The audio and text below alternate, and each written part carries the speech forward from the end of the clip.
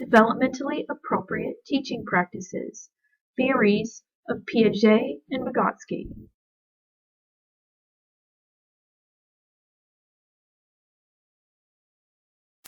Jean Piaget, 1896 to 1980, was employed at the Binet Institute in the 1920s, where his job was to develop French versions of questions on English intelligence tests. He became intrigued with the reasons children gave for their wrong answers on the questions that required logical thinking. He believed that these incorrect answers revealed important differences between the thinking of adults and children. Piaget, 1936, was the first psychologist to make a systematic study of cognitive development. His contributions include a theory of cognitive child development, detailed observational studies of cognition in children, and a series of simple but ingenious tests to reveal different cognitive abilities. Before Piaget's work, the common assumption in psychology was that children are merely less competent thinkers than adults. Piaget showed that young children think in strikingly different ways compared to adults. According to Piaget, children are born with very basic mental structure, genetically inherited and evolved, on which all subsequent learning and knowledge is based. Piaget's theory differs from others in several ways. It is concerned with children rather than all learners. It focuses on development rather than learning per se, so it does not address learning of information or specific behaviors. It proposes discrete stages of development marked by qualitative differences rather than a gradual increase in number and complexity of behaviors, concept, ideas, etc. Jean Piaget developmental stages. Stage 1. Sensor-motor period, coordination of sensory input and motor responses, development of object permanence, birth to 2 years. Stage 2, pre-operational period, development of symbolic thought marked by irreversibility, centration, and egocentrism, 2 to 7 years. Stage 3, concrete operational period, mental operations applied to concrete events, mastery of conservation, hierarchical classification, 7 to 11 years. And then there's my stage, my grade level is high school. Stage 4, formal operational period, mental operations applied to abstract ideas, logical, systematic thinking, age 11 through adulthood. Jean Piaget, formal operational period, high school, adolescence, characteristics of formal operational thought, abstract, idealistic, and logical. Abstract, adolescents think more abstractly than children. Formal operational thinkers can solve abstract algebraic equations, for example. Idealistic, adolescents often think about what is possible. They think about ideal characteristics of themselves, others, and the world. Logical, adolescents begin to think more like scientists, devising plans to solve problems and systematically testing solutions. Piaget called this type of logical thinking hypothetical deductive reasoning.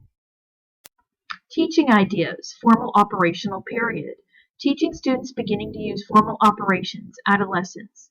Continue to use many of the teaching strategies and materials appropriate for students at the concrete operational stage. Use visual aids such as charts and illustrations, as well as the simple but somewhat more sophisticated graphs and diagrams. Use well-organized materials that offer step-by-step explanations. Give students an opportunity to explore many hypothetical questions. Provide students opportunities to discuss social issues. Provide consideration of hypothetical other worlds. Encourage students to explain how they solve problems. Ask students to work in pairs with one student acting as the problem solver, thinking aloud while tackling a problem, with the other student acting as the listener, checking to see that all steps are mentioned and that everything seems logical. Make sure that at least some of the tests you give ask for more than rote memory or one final answer. Essay questions, for example, might ask students to justify 2 different positions on an issue. Whenever possible, teach broad concepts, not just facts, using materials and ideas relevant to the students. While discussing a topic such as the Civil War, consider what other issues have divided the country since then. Use lyrics from popular music to teach poetic devices to reflect on social problems, and so on. Piaget, educational implications. Piaget, 1952, did not explicitly relate his theory to education, although later researchers have explained how features of Piaget's theory can be applied to teaching and learning. Discovery learning. The idea that children learn best through doing and actively exploring was seen as central to the transformation of primary school curriculum. Individual learning, flexibility in the curriculum, the centrality of play in children's learning, the use of the environment, learning by discovery, and the importance of the evaluation of children's progress. Teachers should not assume that only what is measurable is valuable. Assimilation and accommodation require an active learner, not a passive one, because problem-solving skills cannot be taught, they must be discovered.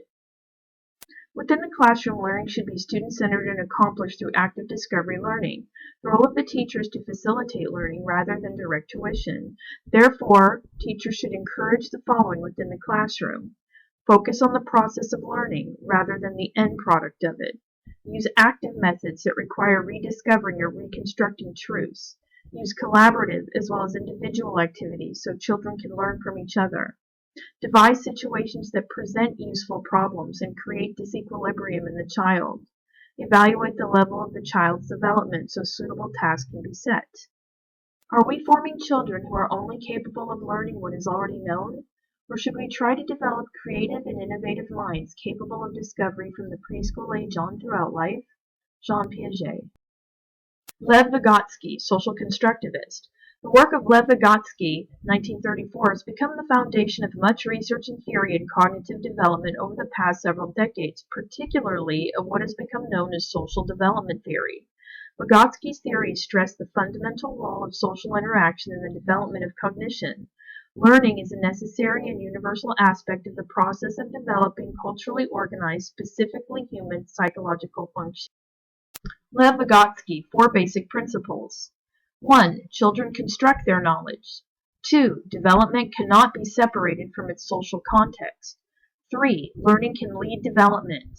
4. Language plays a central role in mental development.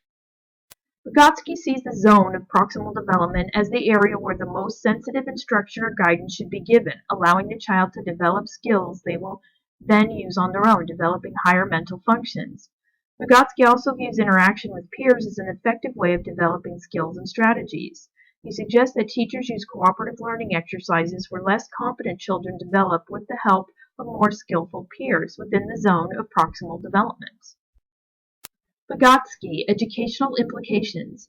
The work of Lev Vygotsky, 1934, has become the foundation of much research and theory in cognitive development over the past several decades, particularly of what has become known as social development theory. A contemporary educational application of Vygotsky's theories is reciprocal teaching, used to improve students' ability to learn from text. In this method, teacher and students collaborate in learning and practicing 4 key skills: summarizing, questioning, clarifying, and predicting. The teacher's role in the process is reduced to time. Vygotsky is relevant to instructional concepts such as scaffolding and apprenticeship, in which a teacher or more advanced peer helps to structure or arrange a task so that a novice can work on it successfully. Vygotsky's theories also feed into current interest in collaborative learning, suggesting that group members should have different levels of ability so more advanced peers can help less advanced members operate within their ZPD, zone of proximal development. Through others, we become ourselves. Lev Vygotsky.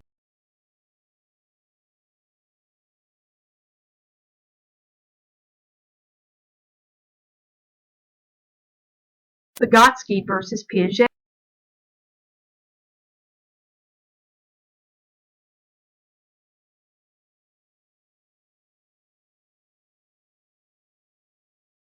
Vygotsky versus Piaget. Vygotsky places more emphasis on culture affecting, shaping cognitive development. This contradicts Piaget's view of universal stages and content of development. Vygotsky does not refer to stages in the way that Piaget does. Hence, Vygotsky assumes cognitive development varies across cultures, whereas Piaget states cognitive development is mostly universal across cultures. Vygotsky places considerably more emphasis on social factors contributing to cognitive development. Piaget is criticized for underestimating this. Vygotsky states cognitive development stems from social interactions, from guided learning within the zone of proximal development, as children and their partners co-construct knowledge. In contrast, Piaget maintains that cognitive development stems largely from independent explorations in which children construct knowledge of their own. For Vygotsky, the environment in which children grow up will influence how they think and what they think about. Vygotsky places more and different emphasis on the role of language in cognitive development. Again, Piaget is criticized for lack of emphasis on this. For Vygotsky, cognitive development results from an internalization of language. According to Piaget, language depends on thought for its development, i.e., thought comes before language. For Vygotsky, thought and language are initially separate systems from the beginning of life, merging at around 3 years of age, producing verbal thought, inner speech. Please take a moment to look at the following chart, which summarizes the differences between Piaget's and Vygotsky's theories.